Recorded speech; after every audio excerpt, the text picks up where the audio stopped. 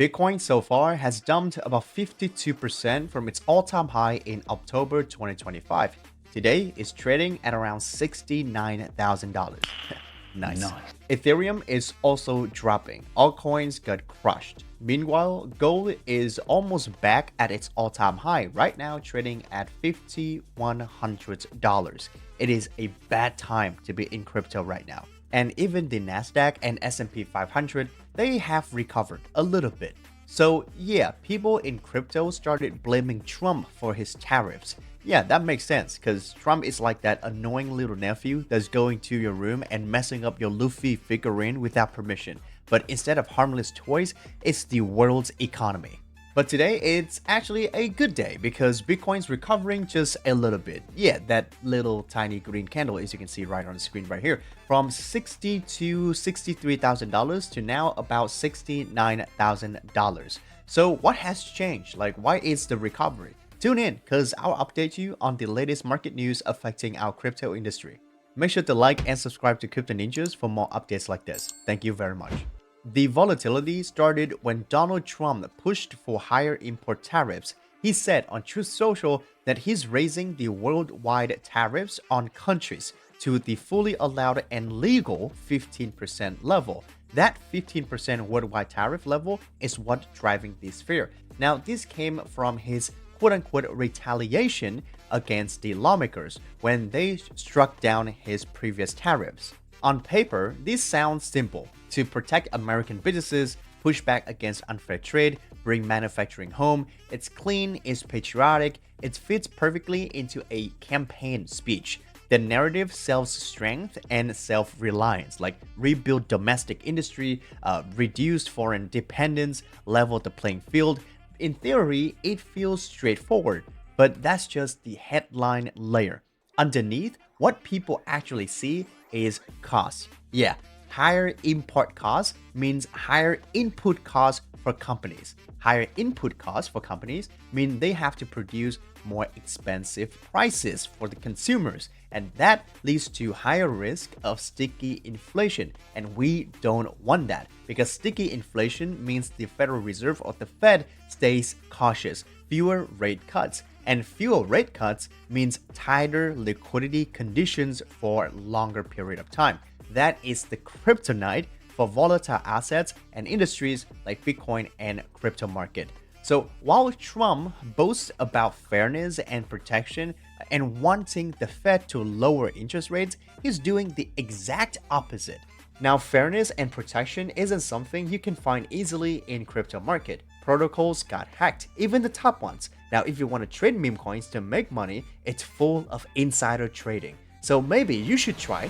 SoPump is the best on-chain Solana gambling website available to play on. It's my go-to when the markets are down and the trenches are lacking. All you gotta do to play is just connect any Solana wallet like Phantom or Backpack, then bet directly out of your wallet on any of their games. You can play their 50-50 Solana coin flip game, on-chain Solana Blackjack, and Crash. You can also get free rewards every day like this free Solana case and hourly Solana airdrops. They also have their very own token, SoPump, that you earn on every single bet. Now, if you want to play where I play, come to SoPump and type in my code CNJ. Now, let's get back to the video. Trade tension invites retaliation. China is signaling targeted countermeasures. European officials are warning of proportional responses if escalation continues. India is reviewing trade alignment and supply chain exposure, and even the Netherlands, a major semiconductor equipment hub, is hinting at tighter export controls and coordinated EU counter tariffs if negotiations deteriorate. So basically, it feels like the Cold War, but this time it's not just the US versus Russia, it's the US versus the world, and it's about economic weapon, tariff. But tariffs were only one piece of the pressure. Crypto had its own headlines this week.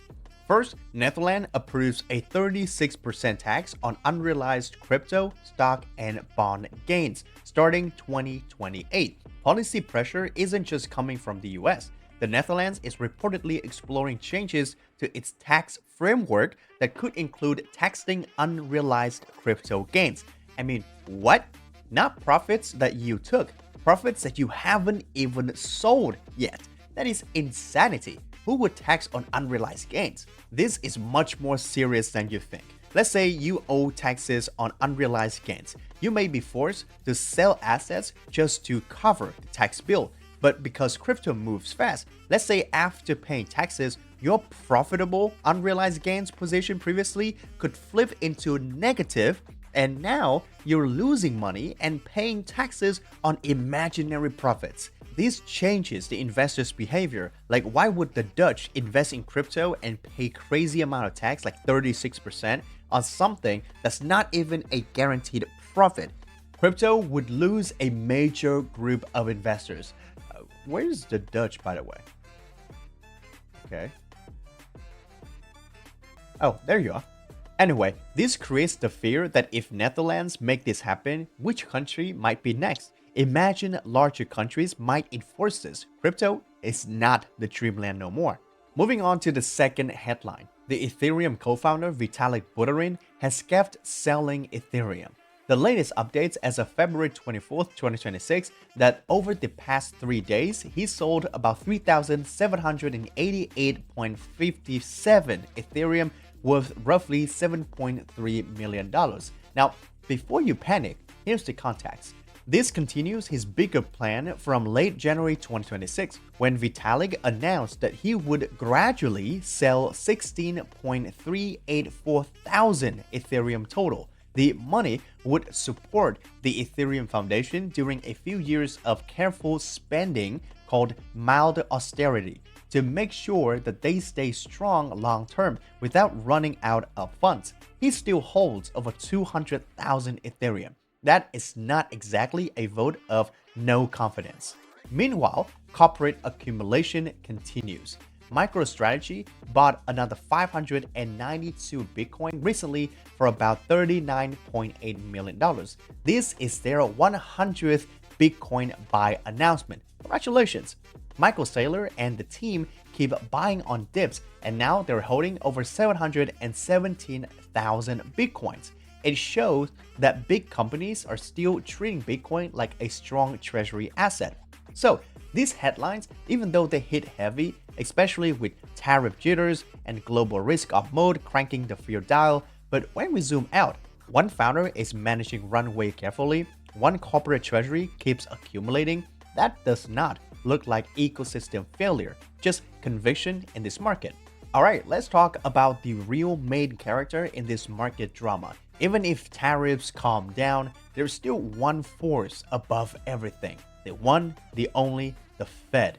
Yeah, the Federal Reserve, the money boss of America. The Fed is in full hawk mode. They're laser focused on inflation, like a hawk staring down a mouse running in the field. They don't want to risk letting prices run away again, so no big rate cuts until inflation behaves. Chicago Fed President Austin Goolsbee basically said inflation progress has stalled. That's not what we want to hear. Core PCE is sitting around 3%, but the target is 2%, and that 1% gap matters. Housing has cooled down a bit, sure, but services inflation is still sticky. The job market also isn't cracking. It's stable, not booming, not imploding. That gives the Fed zero urgency to cut aggressively, and that is critical.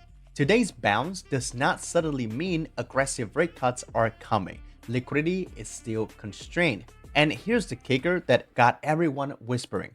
Right now, the market is pricing in only 2 more rate cuts for the rest of 2026. 2, not the 4 or 5 some people were dreaming about earlier. Everyone's getting a lot more cautious, and honestly, with inflation stuck at 3% and jobs holding steady, it makes sense, kinda. On top of that, Trump's potential pick for the next Fed chair, Kevin Warsh, is known to be hawkish on inflation. But he's also been whispering about this AI/productivity rocket ship that could change everything. If tech makes the economy grow like crazy without overheating prices, maybe the Fed gets room to cut more aggressively later. Remember, that's conditional, not immediate. So while tariffs cause the spark, the Fed is what keeps the fire from turning into a full rally. That's why every bounce feels heavy. until inflation clearly trends down and the Fed signals real easing, money printer goes brr, rallies will likely be just relief rallies. It will be short, it will go lower. So we might not even see $100,000 mark for a long time. Now, let's tie everything together. Today is a celebration, but it might be for long. It was a liquidity stress test. Bitcoin flushed weak leverage near $62,000 and now bounced back to $69,000 when the tariff reality proved less severe than feared. That does not mean we go straight to new heights. The $63,000 range right here remains a strong support. Then we have the around $80,000 to $81,000 range as a weekly strong resistance. If macro uncertainty escalates again, we could absolutely revisit lower levels. But zoom out for a second.